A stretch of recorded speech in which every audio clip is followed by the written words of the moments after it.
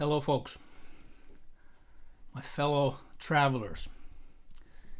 It's time for the last weekly Wednesday episode for this very peculiar and, shall I say, controversial year 2020. My name is Juha Ruokangas, and I'm your humble servant on a mission from the gods, the goddesses of fretted instruments. And today we will talk about the past year 2020. And before we dive in, a couple of notifications so I don't forget. I can see Damien, hello, Vincent, Mibu, thanks for joining. Stepan, hey.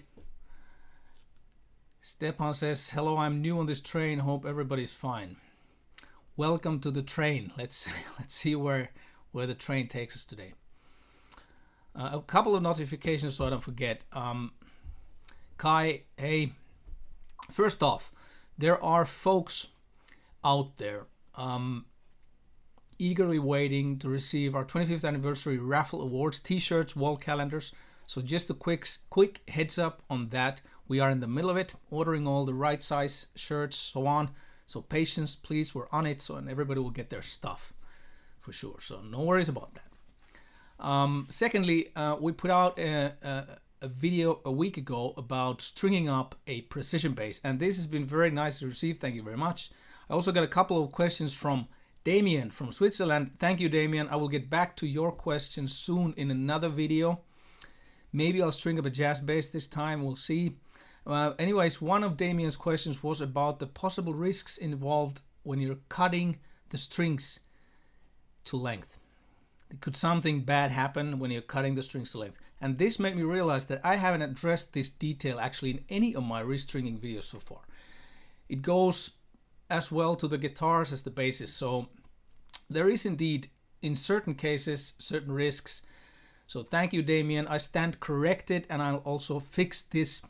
I'll fix this also in my next videos. Okay. So stay tuned for that stuff. Another day, another time.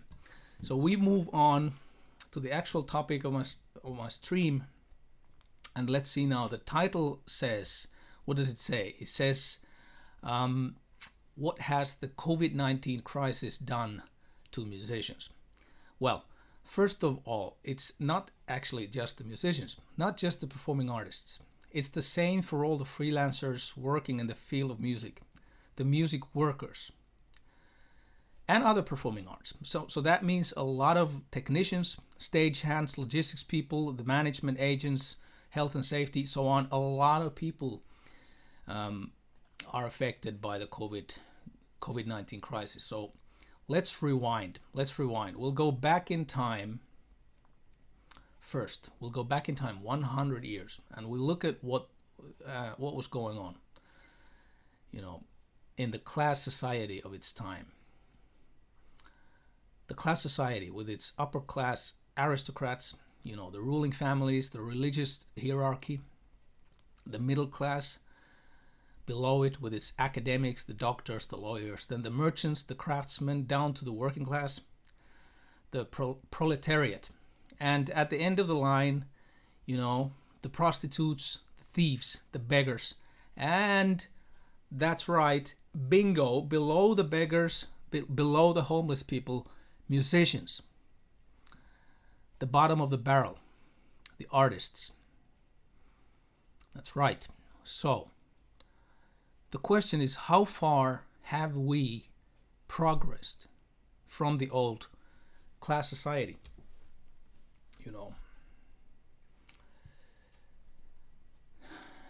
How far have we progressed? Well, let's look at it. Democracy, check. Civil rights, check. Equal gender rights, well, check. Working on it anyways. Social security, well, there it becomes a bit iffy. Depends on the country, but here in Finland, where the social security system is one of the best in the world, I'd say, I'd say check if you're not a freelancer. if you're not a musician, if you're not a technician, a stagehand, a freelancer, sole entrepreneur or whatnot. So for freelancers in these hard times, 2020, no gigs, that is, the world looks, technically speaking, more or less the same as in the good old class society, you know, the bottom of the barrel. Well, 100 years ago, there was no record business. All that took place, you know, that stuff took place a bit later. And eventually we had another ruling mechanism in music business for many decades. Record companies were the kings of the hill. And this machinery made it possible for a lot of musicians to succeed. Not all succeeded, of course. And the big majority of musicians back in those days were doing what musicians did 100 years ago, which is exactly the same what they did 1 year ago. Gigging, traveling, working hard to make the ends meet, right? And in any case, the good old time of the record business heyday, a lot of money was made in the music business. A lot of stars were created. And in many regards, those were the happy days for a lot of people. Very influential times too, that have left so many of us craving for, you know, to get those good old times back, maybe, you know, the 60s, the 70s, the 80s, even 90s, until the digital revolution ruined that, let's call it the equilibrium of whatever was going on in the music business. Well, the record business fought hard with you know, when the digital invasion happened, but the inevitable, you can't stop the inevitable from happening. So much so that the younger generation, they don't know anymore what an LP is, or they don't know what even a CD is. In all cases, you know, music is something that is consumed in other ways for this young generation. And of course, the problem with that crisis, the digitalization in the early 2000s, was that first it went all illegal with privacy and all that stuff. Piracy, sorry, not privacy, piracy and all that. And then the savior, first Apple with their iTunes, with their iPods, and later Spotify and other streaming platforms, turned out not to be so much the saviors after all.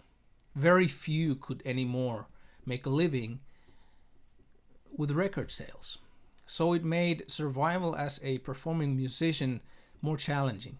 Those musicians that used to make a good part of their living with record sales had to now rely more or less completely on live gigs, just like many of the working class musicians had done all along. Session players, the same thing. So okay, but there was still live gigs back in those days, not so very long time ago. What's happening with my computer? I hope I'm online. Am I online? Send me a comment, guys, that I'm online, because something funny is happening with my computer. The screen went like black for a second, and that's kind of nerve-wracking.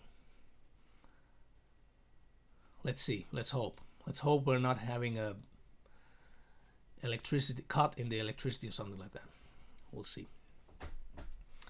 So anyways, you know, back to the early days of digitalization, there was still the live gigs when the record sales wasn't happening. So the train kept rolling, you know, and after the worst dip caused by the digital invasion, it seemed that the music business is, you know, it's doing pretty okay again. Okay, it seems we're online. Many comments, great. Hey, Jill, Mitya, welcome.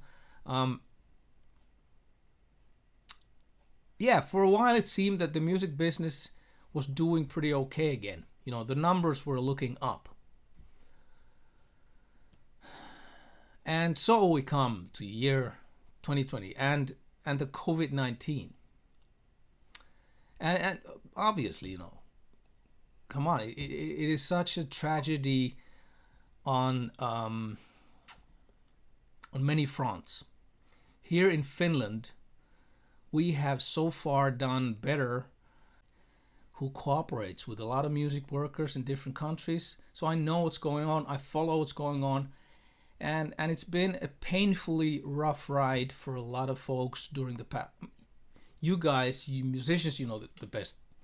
But I'm talking to a larger, I hope I'm talking to a larger group of people here. So I'm talking to the civilians, to the common folk that maybe are not musicians. There's a point to it why. We'll get to it. Yeah, it's been a painfully rough ride for a lot of people for the past 9 months or so. Really rough ride. And here in Finland, you know, the hard-working music people, they have activated in a number of ways during the past months because they feel that they aren't being treated fairly. They feel neglected because they, as freelancers, as artists, are at the bottom of the barrel. They're not covered by our beautiful social security system like most other people are. You know. And the most recent cry for help in Finland was a social media campaign, Right to Music. Right for Music. Hashtag oikeusmusiikkiin. Translated in Finnish, okay? So this has been music workers telling their stories, reminding us of the fact that only in our little country, Finland, music provides bread and butter in one way or the other to the tables of more than 30,000 people. And these folks are taking quite the beating due to the pandemic that just keeps rambling on. Well, my monologue tonight, it won't be about whining and crying about the situation. That has never helped anybody. Instead, I thought I would give my best effort to try to observe what's been going on and why the support for all the music workers out there has fallen short so badly. I repeat that. That's the point of this live stream. I'm trying to shed some light why the support for all the music workers out there has fallen short so badly. And this is not Finland only. I know a lot of people and details may differ, but we're all in that same train. You know, and let's see if there's anything at all that we can learn from this past year. Okay. So I will say out loud four words that seem to creep into the minds of a lot of ordinary folk. Ordinary folk, what do I mean ordinary folk? I mean the civilians, I mean the non-music workers, okay? Often even people who regularly consume music, cultural people who are actively consuming music and other cultural fruits in all its different formats, be it live music, be it theater or recorded music through streaming services, okay? So forwards when, you know, when one sees a musician crying out for help, an artist crying out for help in the midst of this pandemic catastrophe in their personal lives,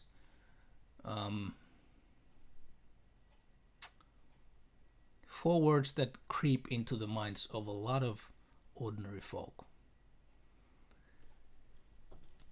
Get a real job. There. Get a real job. Now those words, to me, they crystallize the underlying vibe of any cynical or even mean comments targeted towards artists. That underlying vibe of that, you know, why should they be helped the same way as someone who has a real job? I mean, when I go to see a gig, I'm kind of going there to party, right? So isn't that the same for the artists I'm seeing? They're partying too, right? Wrong. They're not partying. You know, one big concert, it requires the collective effort of hundreds of people. It's a long chain of jobs, and at the end of the line, the performing artist is doing one of those jobs. But for some reason, it's not seen that way. Commonly, it's not seen that way. There's that underlying suspicion that being a performing artist is not a job.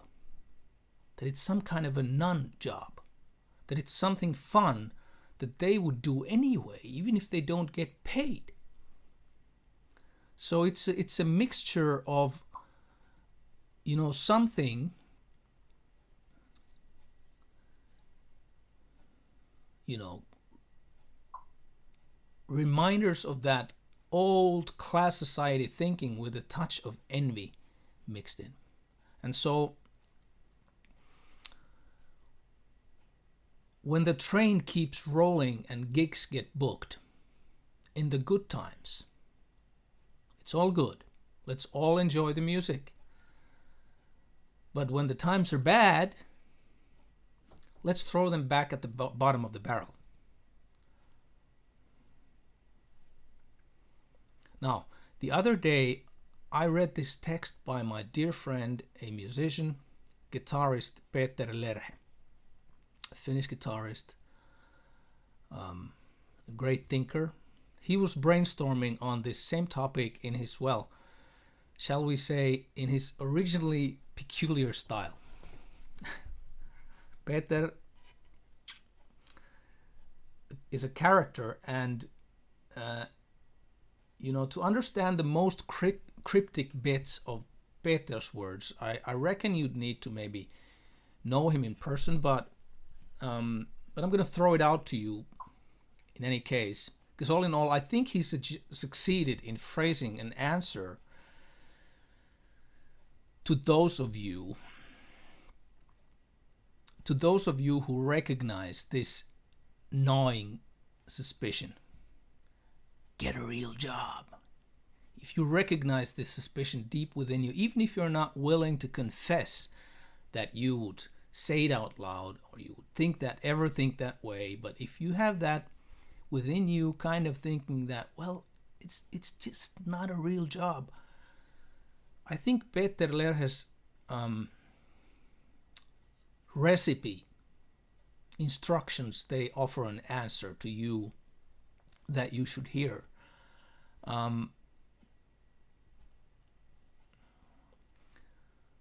Before I quote with Peter Lerhe's kind permission, thank you, Peter, for allowing me to. First of all, thank you for the better translation I would have been able to do.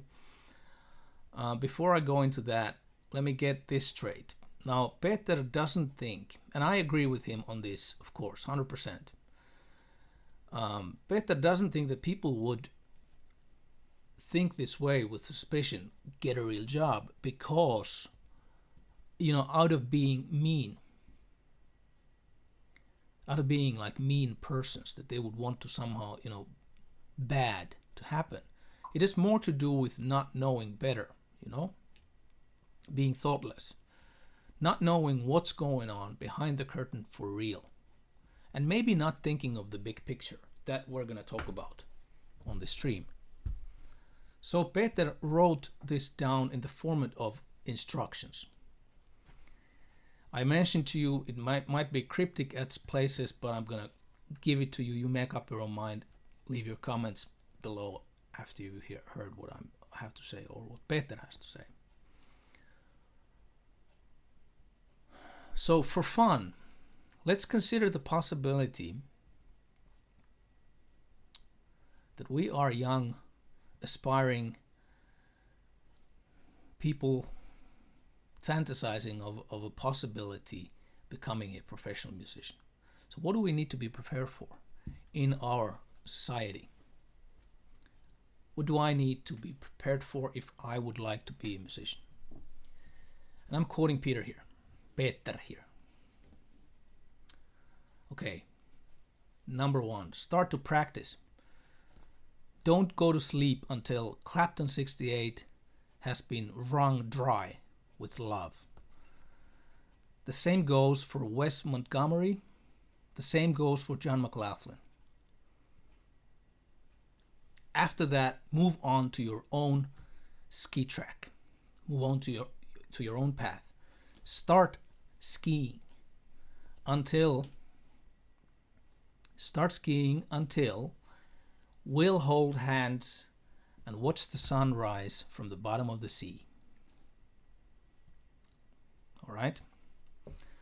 Number 2, work 10,000 hours with a quality that is possible only by an inner spiritual nuclear power plant.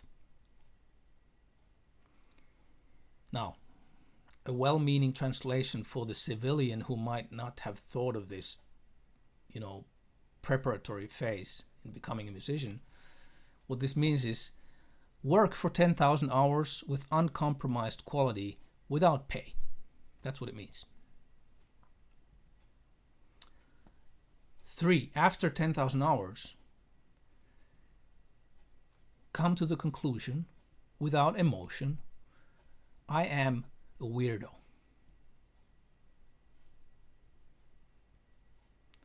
Number 4, become a freelancer. Take the leap, a spiritual bungee jump. Any steady, permanent job is out of the question. Be grateful for every paid rent. Develop your lower abs. Secretly enjoy the uncertainty. Number 5. Peter, I love you, man. Number 5. When an unnecessarily attractive person goes all serious at the bar, tilts her head, or his head, mind you, tilts her head or his head 15 degrees to the left and asks what your star sign is, answer, I do not remember. Number 6, recognize and set free your personality. At best, your originality. Move on from the executionary stage to the next. This is where the competition ends.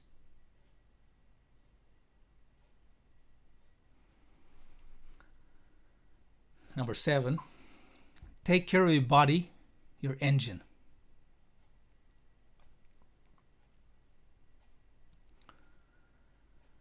And number 8, invest absurd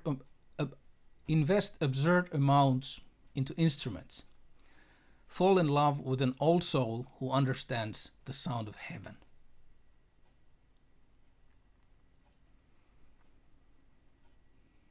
And last, number 9, behave as well as your capacity allows.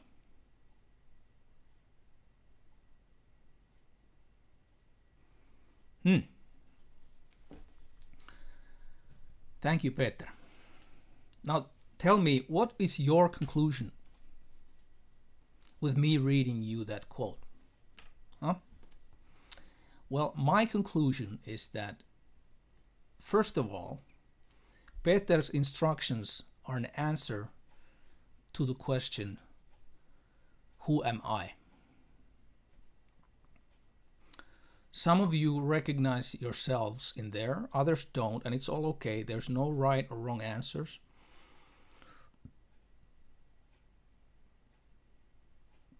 And secondly,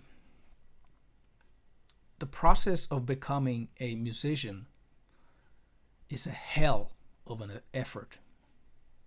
It's an effort comparable to becoming a top athlete, or maybe, if I may, from my own experience, it is to me comparable to mastering the art of making world-class guitars. There's that same weirdo factor in all of it.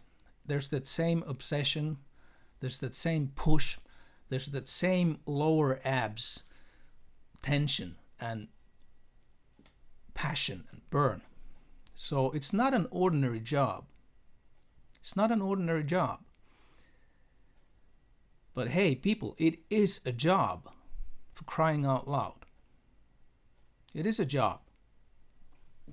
So let's change perspective. Let's look at it from the other end. What is the value for me? Not for me as a guitar maker, not for you as a musician. What is the value for me as a music lover in the work? All the musicians and the supporting machinery, all the stage people, all the technicians, all the logistics, everybody, what they do. Where is the value? Well, it's a many-faceted phenomenon, but I love to go see concerts. I love to go see gigs, festivals. I love it. And okay, with the pandemic, I can't go. I cannot go, which is a bummer. But hey, I'll survive because I can listen to my records. I can stream music from from Spotify, wherever. Well,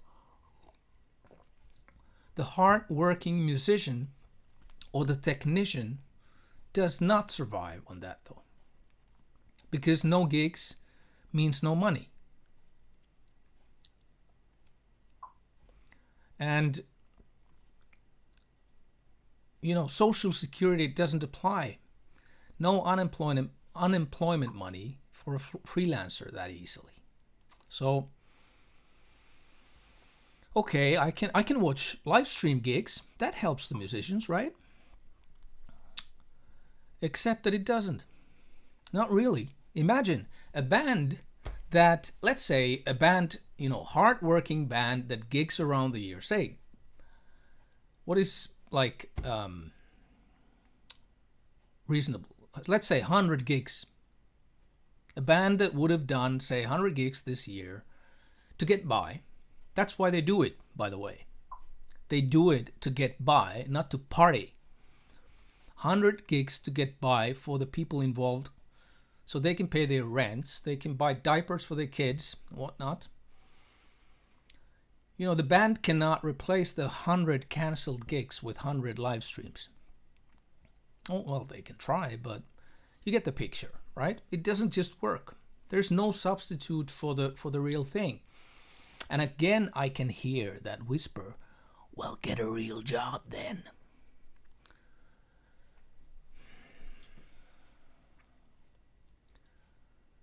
Now, seriously speaking,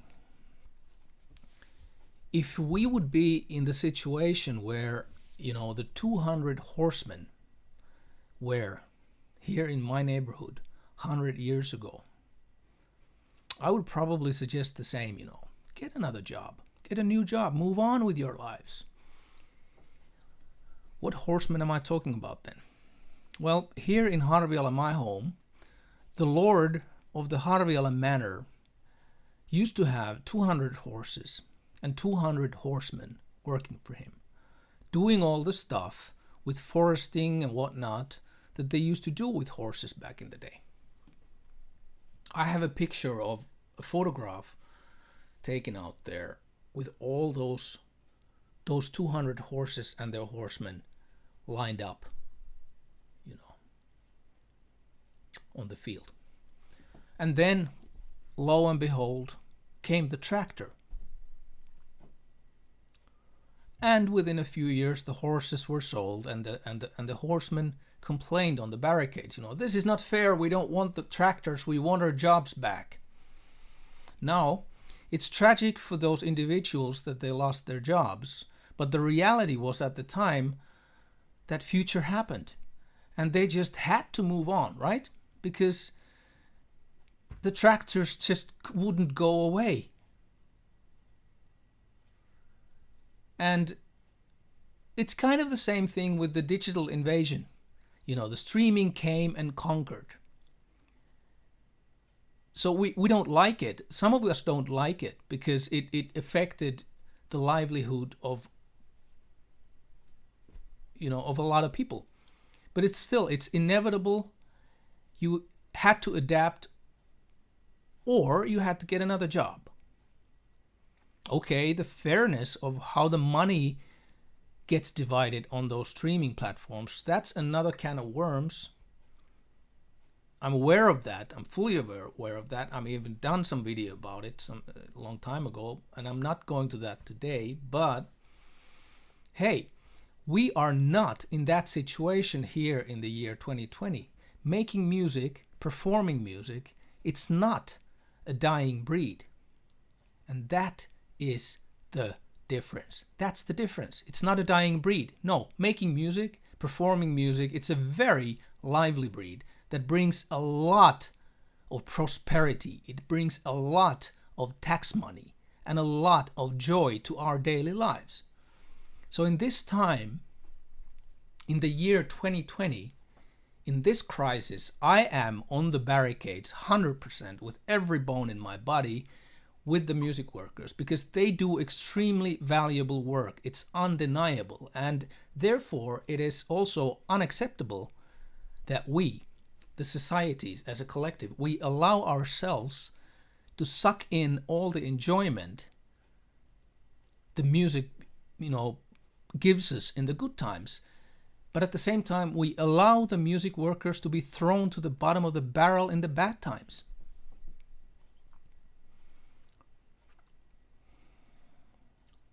I mean, at the same time, if a factory, even of a dying business, is run down and the employees lose their jobs, they get help.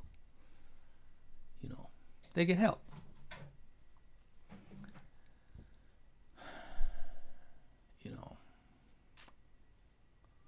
If the streaming services would be taken down, I think the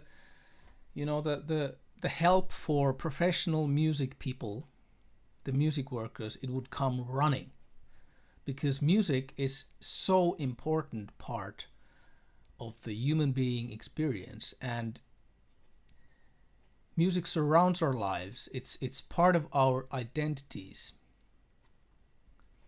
and so we have come to this state where we take it for granted. And because we take it for granted, we don't notice it until it would be gone.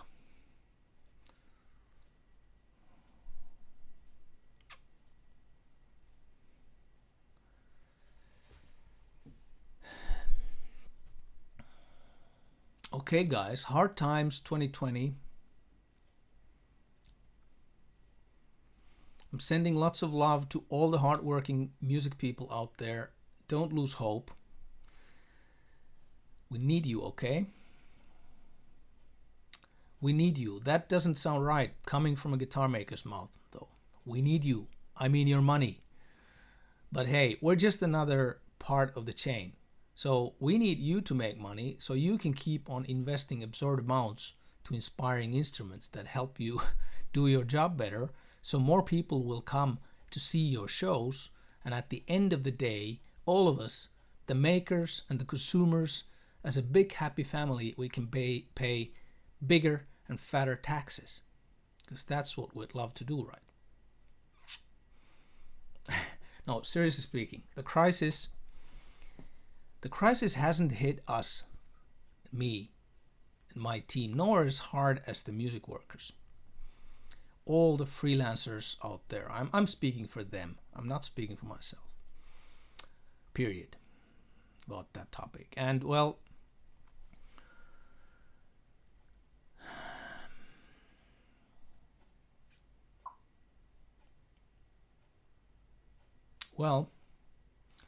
if there would happen to be people watching or later listening to the podcast version of the stream, people in political positions, people who make decisions,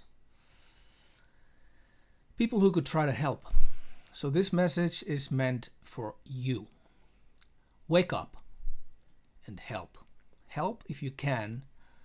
Do your very best. Not more, not less. Okay?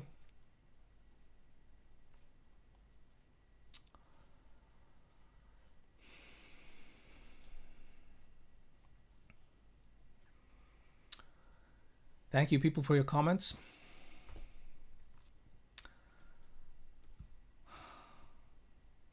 It's going to be a bit of shorter stream today. I'm going to close it now. Take care. Look after your loved ones. And if you know someone that you feel should watch this video, please share to that person. Share to that person, okay? Promise me that. And if you want to be notified of my next video, then you need to hit that subscribe button and the bell icon next to it. Thank you for joining this episode of my weekly Wednesday live. This was the last one for the year 2020, so I am wishing happy holidays for you all. And, you know, here's for the better 2021, okay? Peace, love, and good music. Cheers.